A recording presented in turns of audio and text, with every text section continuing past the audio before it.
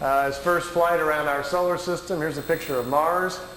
By the way, this is not a professional tape. As you can see, these pictures are in a picture album, and I've just got my camcorder out, and Wendell and I are flipping through the pictures. So this is not a produced tape for you to look at. So it'll probably never be on the market, but at least you get a chance to see some of these pictures. This is Mars just from a different direction with the sun very bright on it. Now, here is Mars, but here's one of these satellites. It's in orbit around Mars, made on Earth, unannounced, and is in orbit. This is the spring of 1976, and this device is in orbit around Mars. I don't know exactly who made it or who put it up there. Here's another one. This is Mars again, and here's the light panels, solar panels, and the satellite equipment in orbit around Mars again. This is a different one. This is a dust storm on Mars. Billy wanted to get close and try to take pictures of artifacts. You've all heard about some of the Sidonoplasma on Mars, about the face on Mars that Richard Hoagland and other people have been looking into. Billy published a paper back in the 70s talking about that. There was a race of people lived on Mars. They had a terrible catastrophe about 186,000 years back. At the time, there was about 40 million people killed on Mars, and they're all gone now, of course. So there were societies there, and we will find quite a few remains of their civilization once we get up there. Here he's on board one of their large motherships. This is the side or the edge of a saucer that was parked inside as he was walking by it. Here's Jupiter. Here's the mothership in orbit. They're flying into it to go aboard. It was 17 miles high and about 10 miles in diameter. He spent 3 days on it. They went to different places in our galaxy to show him around. This was the craft that was right in front of him as they were flying into it. He took a picture of that one. Here, again, is back at Mars. These aren't in any particular order. Here's another object in orbit around Mars, and look, here's an American flag on it. So there's a couple of things that they put up there that the military's put up that we don't know about. This is a picture of Billy in a suit. He's on a prehistoric planet to see the dinosaurs. He's got a breathing apparatus on.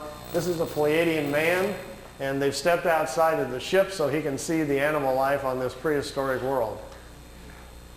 Got his picture taken too. That's pretty good. This jumps back here to, remember the Apollo-Soyuz hookup, us and the Russians back in '76? Billy asked him if he could go up and watch it. They said, okay.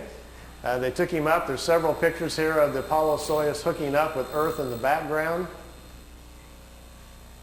Some of the wildest pictures he's got. I mean, just look at the vantage point. The planet's in the background. How else would you get this picture unless you were up there at that particular vantage point? Not a lot of people have that in their photo albums, you know.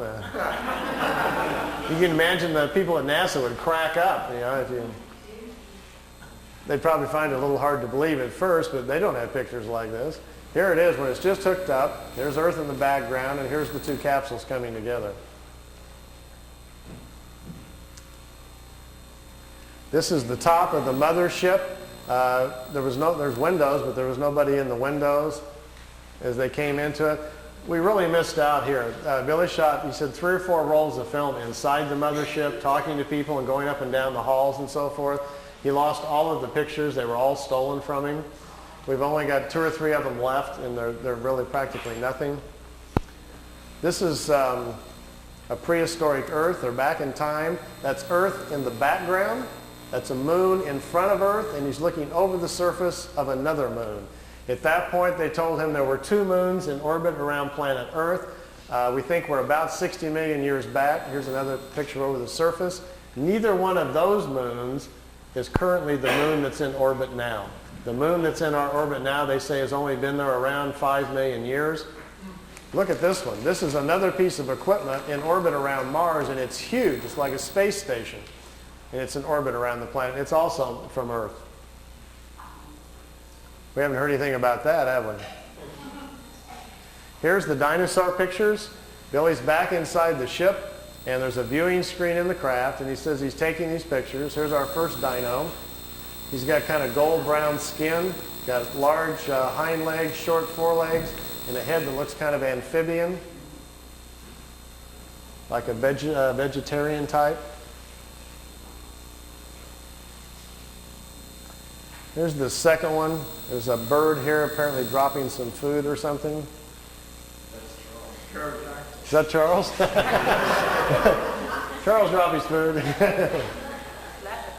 This one's pretty hard to see. Here's the head of some sort of creature crashing through some bushes here. It's hard to tell. I know it's probably hard to see these anyway from back there, but just the idea that someone could actually go back in time just really gets my brain going. There's a bird. There's his eyes, some pretty nasty looking teeth. And the last picture after this one is the strangest of all.